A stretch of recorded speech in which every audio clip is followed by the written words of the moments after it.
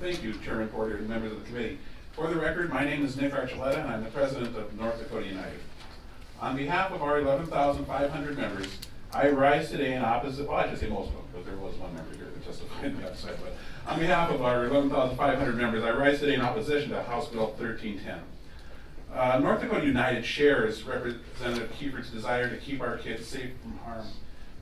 I've known Representative Kiefert for a very long time, and I don't doubt for a second that he is absolutely sincere in his efforts to keep children safe, and we share that. However, our members are adamant in their opposition to allowing guns in schools, except those that are under the control of well-trained school resource officers.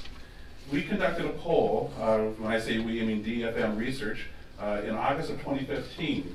And that poll showed that our members supported their school district's use of school resource officers 51% to 41%, with the rest undecided.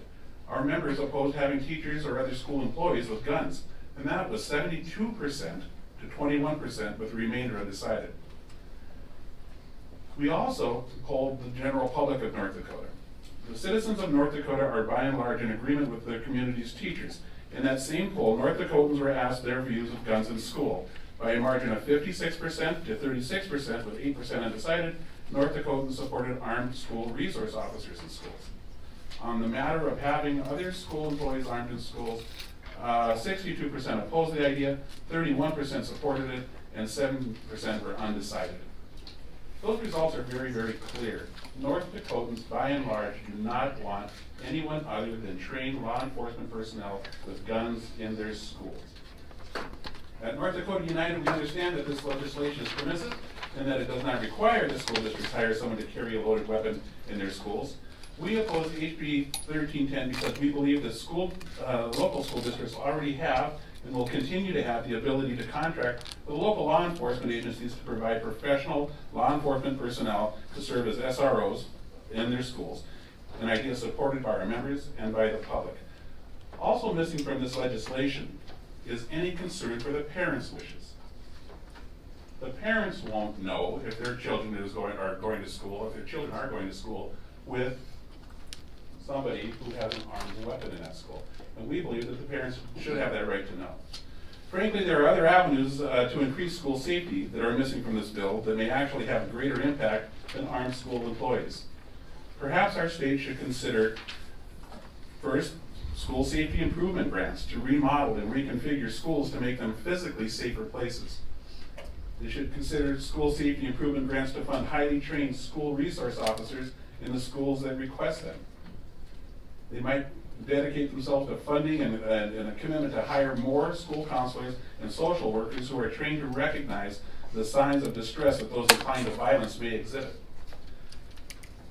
They may want to consider funding and making a commitment to make substantial and necessary investments in mental health services in North Dakota. Mr. Chairman, these four common sense proposals that I just outlined will go a long way to mitigate the chances of a catastrophic event in our schools. We all want to keep our kids safe, that's a given. But simply arming an individual and putting them in a school is a simplistic, unproven, and potentially dangerous plan to do so. For this reason, Mr. Chairman and members of the committee, I urge you to return a do not pass recommendation on HB 1310. And I would like to just say something about Sandy Hook, since it's been broached before. At Sandy Hook, there were 156 shots fired, 154 of them from a rifle, 2 from a Glock handgun. 80 of those rounds were fired in under 2 minutes. The whole event took just under 5 minutes. If that police department was across the street, they would have arrived late. We can't control every single situation. But what we can control is, I believe, making sure that our kids are safe by implementing those 4 things that I outlined and by hiring the school resource officers who are trained to do police work. School employees are not, and it's unfair to ask them to do so. With that, I'll stand for questions. Questions for Mr. Archuleta?